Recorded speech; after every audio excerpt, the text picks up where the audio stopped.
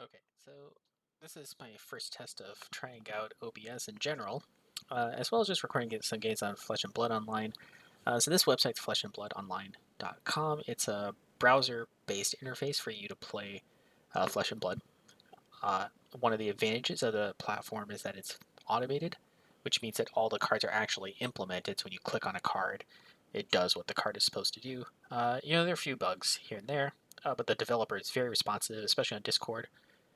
It's the developers Oot the Monk. They post a lot on the general server as well.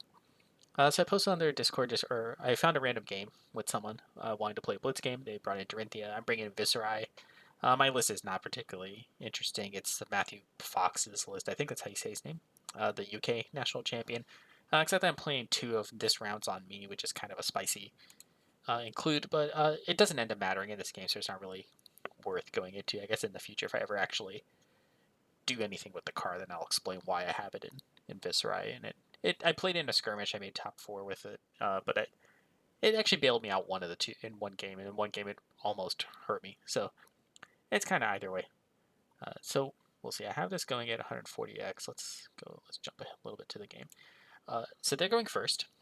Their equipment layout includes a V2 because they have the lantern and one saber, which is pretty bold move. I suppose I don't really know what to expect. I feel like I'm very heavily favored going in this matchup. Although I'm going second, Dorinthea can very much high roll, and you have to be careful with the attack reactions. That's one thing I do actually like playing against warriors because it feels like a very interesting poker game of like, do they have it, don't they, etc. Rather than just kind of like Cheerios Briar style, just play out your hand and come what may. So they attack with their saber first. I go ahead and block with the Skelda because I'm not sure at which point I'm going to actually get my Skelda value. But I think it's probably no later than turn 3. And I thought that they were going to attack again because it has go again from Warrior's Valor, and I believe Dorinthea lets them attack again with the saber.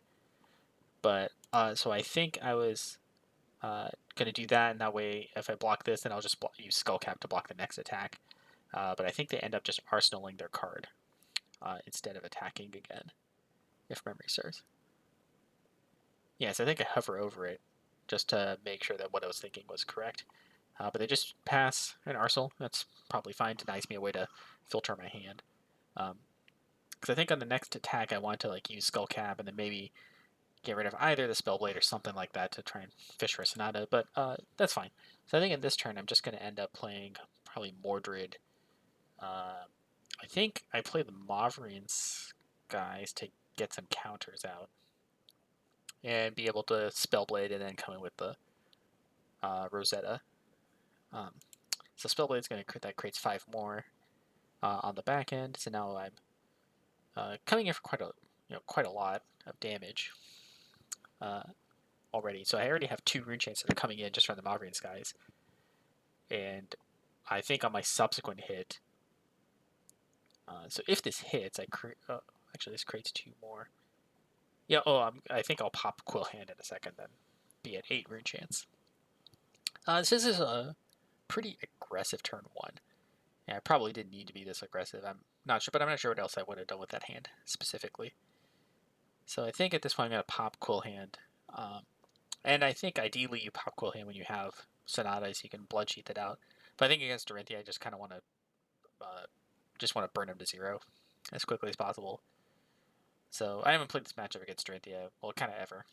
At least with Viserai, I haven't played against Dorinthea and Blitz in, I don't know, a very long time. So I just come in with Rosetta. The Rosetta is coming in for a net of 12. 1 for 12 is a pretty good rate. I think they take all of the Arcane. They might block with I'm not sure they block with anything. They might save the Skullcap for later. So we'll see. Oh, and they sync. I forgot they have sync in this game.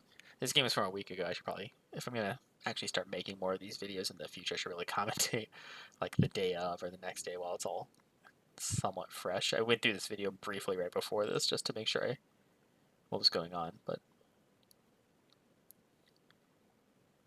okay, so they're down to 8. That's a pretty good place to be. So I think on this next turn, I guess we'll see what they do, what they play. before I go too far. So they play Nourishing. This makes my decisions on what to block with a little easier. I think on my next turn I just want to play one of the red attacks and then arsenal the other red attack.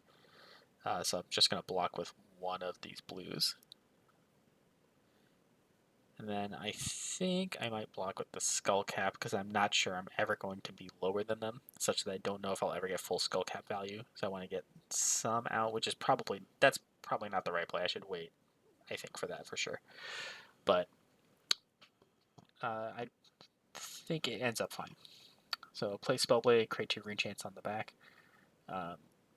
then be able to arsenal this other one. They'll come in for another, decent attack next turn.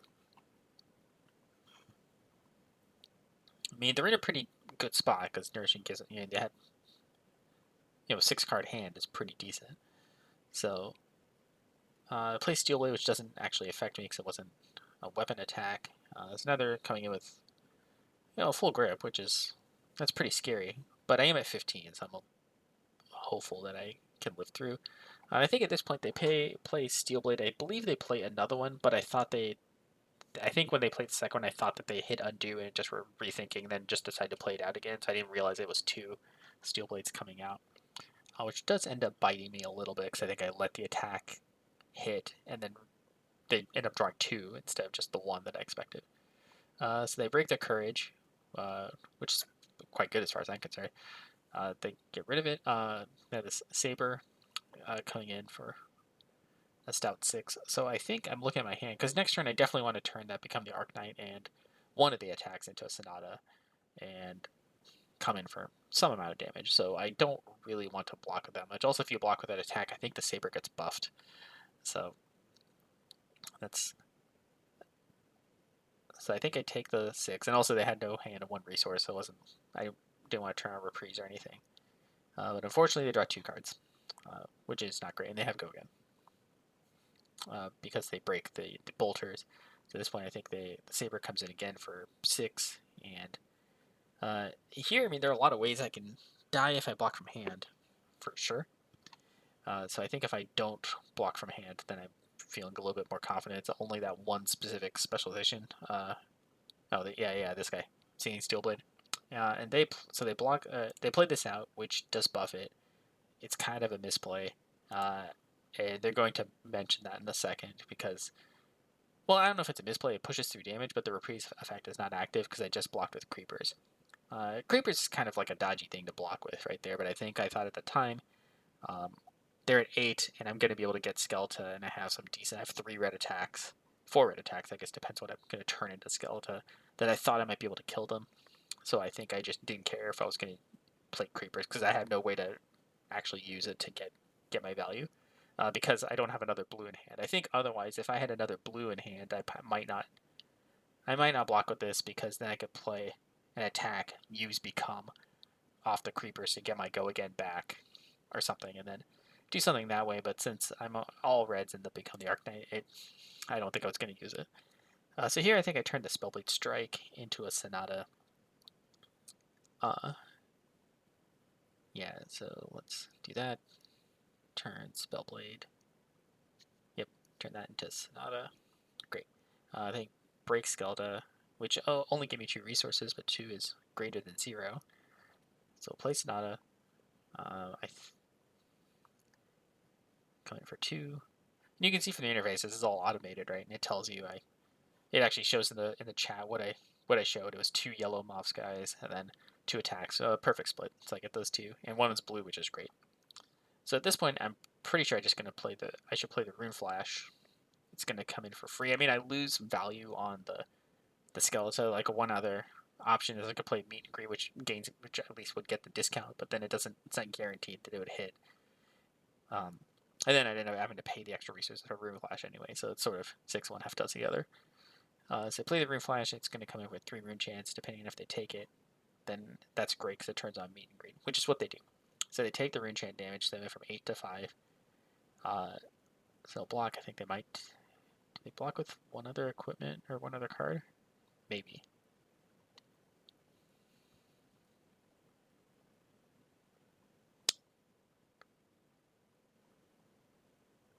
Yeah, I think they think for a little bit and just end up blocking with just the Sharpened Steel. So they're at 4, so I'm going to play Meet and Greet, and I have this blue.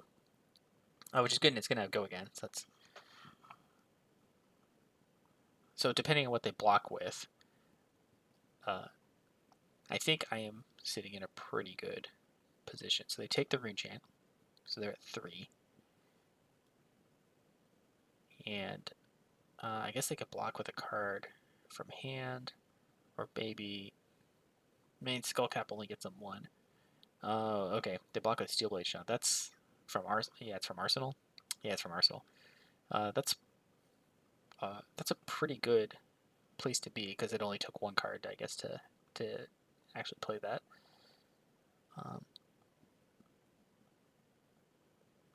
So I think from here I have like 2 options. I can either play the Amplify, which if it's so that's going to be coming in for 7 damage total, which that's 3, but the Rune Chant's going to take them low, which means they'll actually be able to use Skullcap. So that would give 2 plus 3 is 5. So that's 5. That means I do 7 to 8 damage, so they can go to 1 or whatever. Yeah, which is what happens. And I think at the time I spent some time thinking, forgetting that the Rune Chant was going to actually put them into range. I thought I had exact lethal. Not realizing that Skullcap would be turned up, but it is what it is. Their hand is empty. So I think I'm doing fine. Although my hand's a little bit awkward now. But I think I just end up stripping most of their hand because I can't exactly kill them because I have kind of an awkward way to get go again. But I think I'm gonna play Rattlebones, get Rune Flash. I think I can play the Rune Flash and pitch a Read the Runes. I think I probably want to just strip cards. I think otherwise, in normal circumstances, if this is like in the first 2 turns, I'd probably just play the Read the Runes. And just try and build up for the next turn, maybe. So we'll see. So it's going to use up all of their armor, and it has go again. So I'm going to be able to come in with Rosetta for 2 and 2.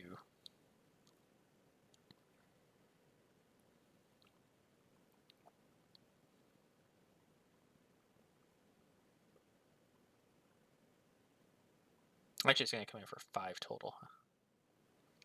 Yeah, 1, 2, and 2. So 1 Rune Chant, which they have to block.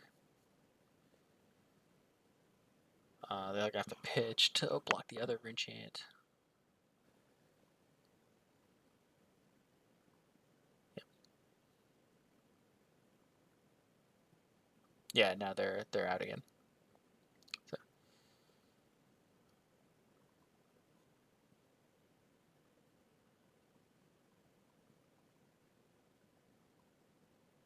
Okay, so then they drop back up. I think at this point I probably can Mob Skies, play Spellblade Assault, maybe Sonata or something.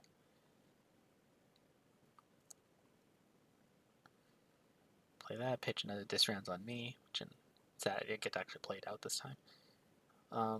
Yeah, so I think I do this. This is going to take 2 cards because their armor's done, right? Then I just play, I can play Sonata for anything. It doesn't really matter if I play for 0. As long as I hit a card, which I do, so it does. That's going to require them to pitch 1 more card. And now they're completely dead. And I think I spent a little bit of time thinking about it, not realizing that, I'm coming in for 4 Rune Chants. How am I going to... but, obviously that is enough to completely kill them, no matter what I attack with. So I don't know which one I end up actually finishing with. Doesn't really matter. Yep, do that, so they're going to have to eat the arcane damage. And then they end up dying. So we got there with Viserai, which is not that surprising. One nice thing about Flesh and Blood Online is at the end it shows you this nice stat screen. So you might be, depending on how much testing you're doing, especially against someone else, you can sort of go through all the cards that you have and see how many times you used them or played them. For example, my spicy card, I ended up just pitching it twice, so it could have just been any other blue or Viserai, or like a Rune Blade. Blue might have been better. It tells you how much damage you threaten to per turn, how much you're doing on average, etc. And if you're a little low, then maybe change some things and see if it actually went up. And you can track the stats that way, so it's pretty nice. I highly recommend it. Well, anyway, this is a good first attempt. I guess I'll just end it there. Thanks.